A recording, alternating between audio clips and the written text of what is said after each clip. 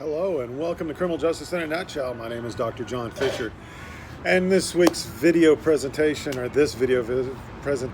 is for Ashford University's Graduate School, CRJ 520, Research in Criminal Justice. Today's episode here on Criminal Justice in a Nutshell is mixed methods research, and we're going to briefly talk about mixed methods, and then we're going to talk a little bit about the paper that's due in 7 days. So mixed methods research is probably the most difficult of all the research projects to do because it combines qualitative and quantitative. Mixed methods is relatively new in the world of social science, but you've got to look at social science is relatively new. We didn't start with social science until the 1500s. Auguste Comte, or Comte, Auguste Comte, however you want to pronounce him, and everybody I've come across pronounces his name differently, is the father of sociology. He is the father of social science experimentation. Within the criminal justice world, that title belongs to Caesar Beccaria, or Beccaria. Again, depends on who you talk to on how his name is pronounced. I pronounce it Auguste Comte and Caesar Beccaria. Okay, so mixed methods is requires additional explanation, especially in your methodology section, because you have to explain how things are going and how you're doing things. I guess I should let you know I'm filming at the outside patio here at Starbucks in Abilene, Texas. Didn't have a good enough reception out at the state park to make this video, so I came into town. I thought it would be okay, but it does seem to be a little loud, so it might be a little distracting, and I apologize for that. There are 6 different experimental designs found within the mixed methods strategies.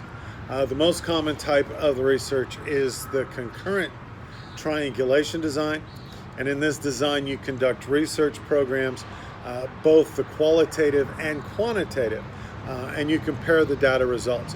You compare what you're finding out statistically with the qualitative narrative, and then you combine and put them together and find out what's going on. The downside with mixed method strategy is that it is so much more time consuming. And I'm hoping that you're not planning on doing a mixed methods research program that's due next week in 7 days. I don't know that the 6 weeks that Ashford University gives you for this course is long enough to do a real mixed methods research program. And so I'm hoping that you're sticking with either quantitative or qualitative and moving from there. Okay, this method of research, mixed methods,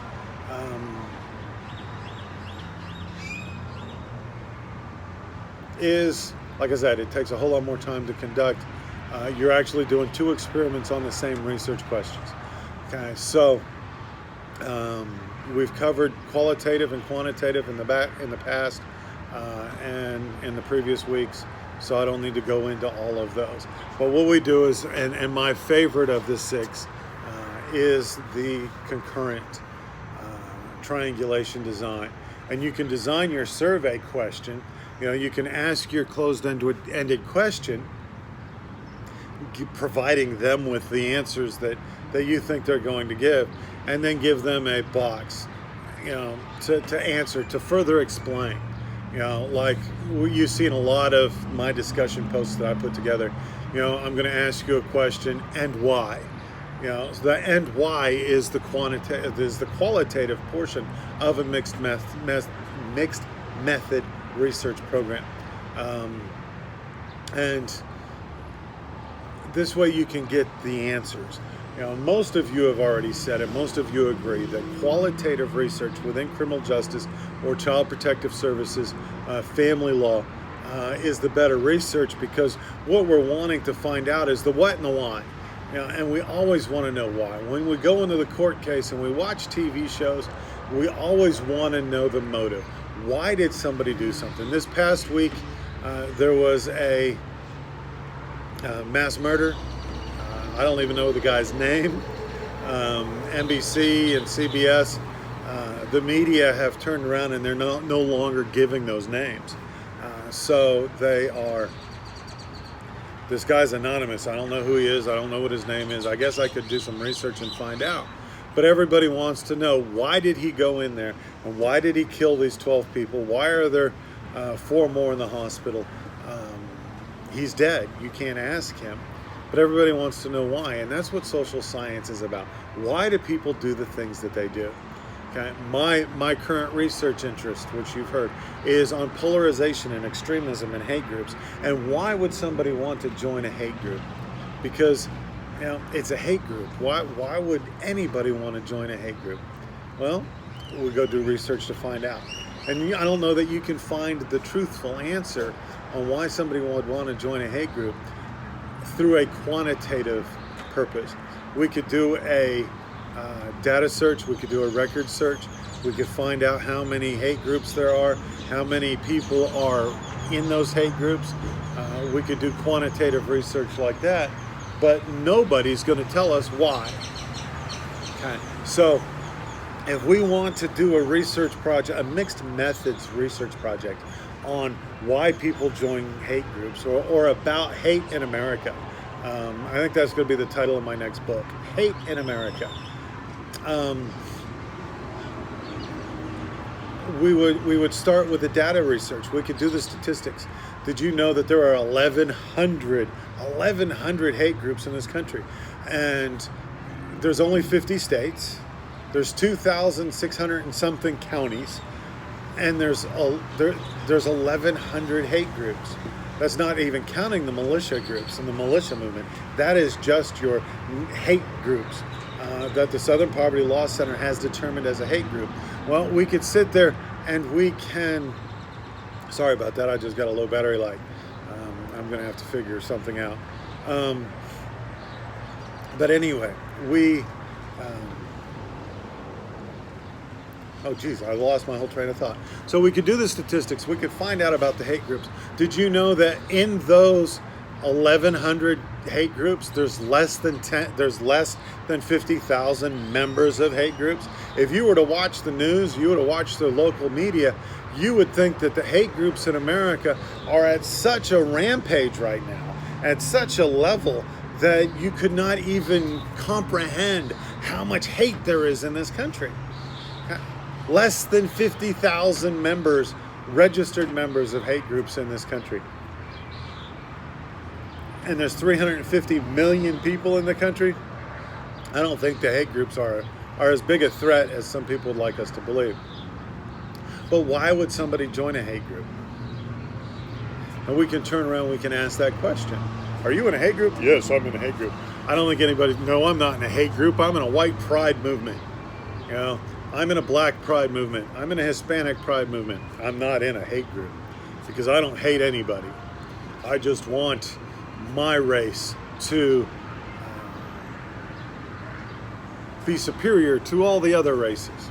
It doesn't matter if we're talking about the neo-Nazis or the Ku Klux Klan or the Neo-Confederacy or the New Black Panther Party or La Raza Unida, you know, or AIM, the American Indian Movement.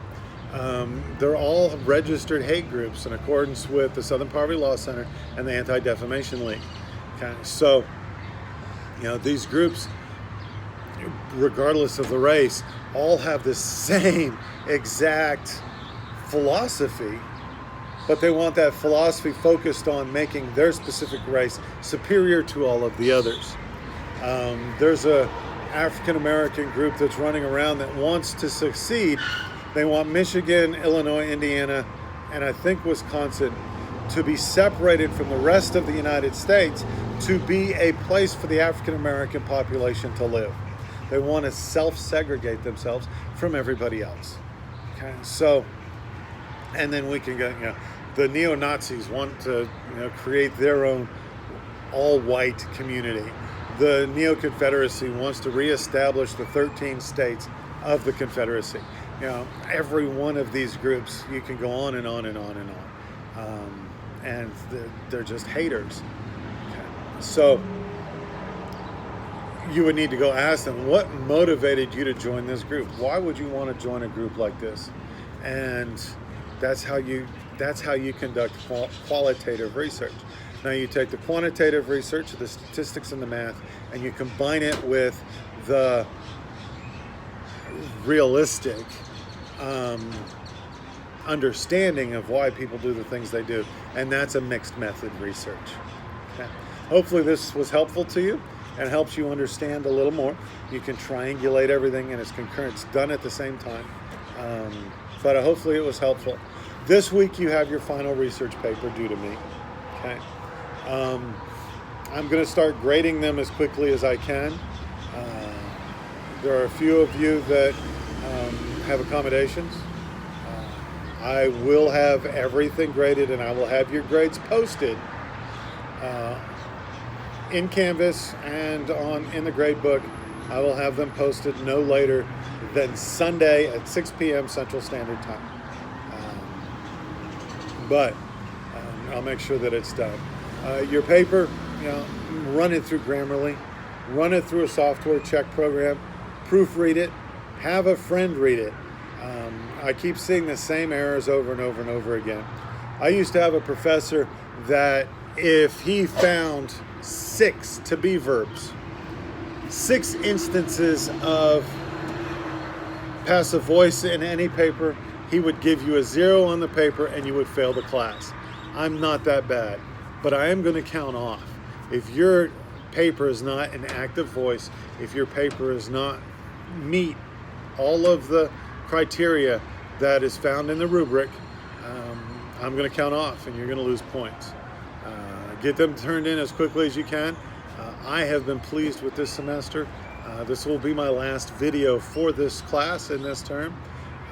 I hope that you have learned as much as you could, and that you've understood the information that I've tried to give to you. I hope you have a blessed term, and I hope to see you again. I'm teaching a court systems class starting tomorrow, and then at the end of the month I'm teaching a class on ethics and criminal justice. So if you like your videos, if you like my videos and you like what I've done, don't forget to push the like button. You can even subscribe, and every time I put up a new video, you can watch that video. I'm putting up videos for all the classes that I'm teaching.